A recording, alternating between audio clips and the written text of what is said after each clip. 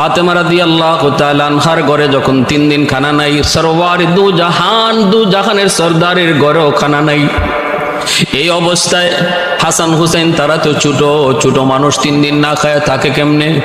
বড়রা হয়তো কোন রকম কষ্ট করে সবর করে ধৈর্য ধরে, কিন্তু হাসান হুসেন তারা তো ছোট, তারা কেমন করে ধৈর্য ধরবে? তৃতীয় দিন হাসান হুসেন মার কাছে খানা চাইতে চাইতে তারা মাটিতে পড়ে গেল। মাটিতে পইরা নিজের পেটটারে মাটির সাথে লাগায়া, মুখটারে মাটির সাথে, গালটারে লাগায়া, দুটা হাতটারে মাটির সাথে বিছায়া দিছে।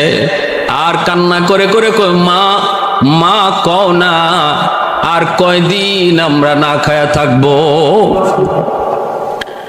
খাতুনে জান্নাত ফাতেমা রাদিয়াল্লাহু তাআলা আনহার পেটের মধ্যে পাথর,